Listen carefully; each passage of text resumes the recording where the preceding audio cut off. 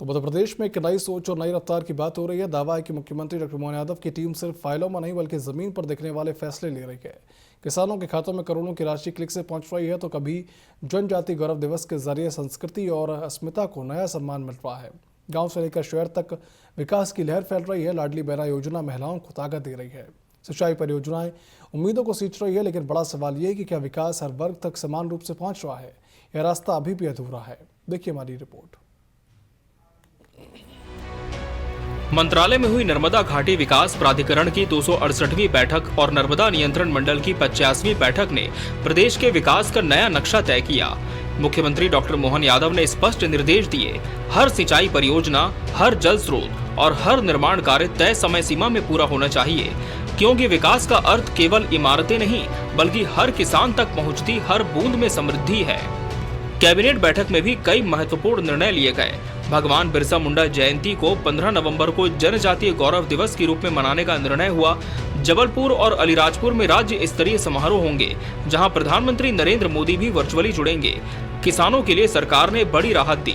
भावांतर योजना के तहत सोयाबीन का मॉडल रेट 4036 रुपए प्रति क्विंटल तय किया गया।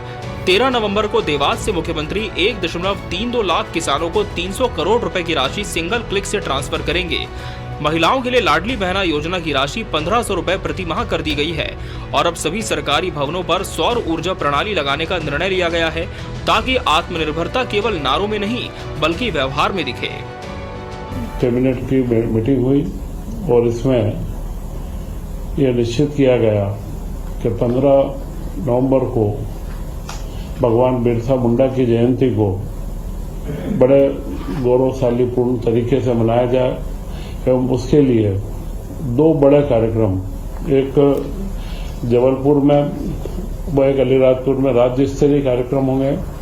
जबलपुर के कार्यक्रम में प्रधानमंत्री जी डायरेक्ट लाइव जुड़ेंगे तथा हर जिलों के अंदर जिला स्तरीय कार्यक्रम आयोजित किए जाएंगे और इनमें जो जनजातीय क्षेत्र की प्रतिभाएं हैं और जिन प्रतिभाओं को लगातार शासन के सहयोग से जिन्होंने शिक्षा के क्षेत्र में, खेल के क्षेत्र में नई ऊंचाइयां प्राप्त करी है, उन्हें सम्मानित भी किया जाएगा। हालांकि विपक्ष का कहना है कि घोषणाओं की चमक के पीछे जमीनी सच्चाई अभी बाकी है। कांग्रेस का आरोप है, किसानों और युवाओं को अभी भी राहत का इंतजार है।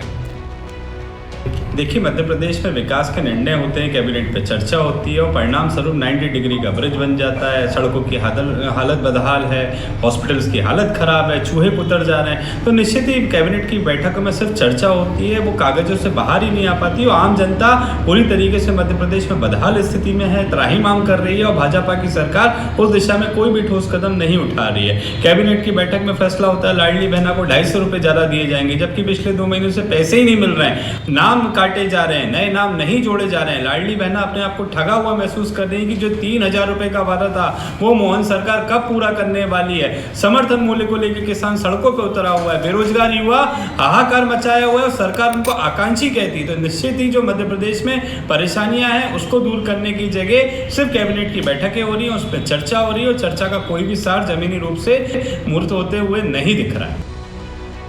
प्रदेश के हर कोने में विकास की कहानी लिखी जा रही है। दावा है, कहीं किसान मुस्कुरा रहा है तो कहीं महिला सशक्त हो रही है। सरकार की इस रफ्तार के बीच अब नजरें इस बात पर होंगी कि ये उड़ान कितनी ऊंचाई तक जाती है। Bureau report, TV 24 news.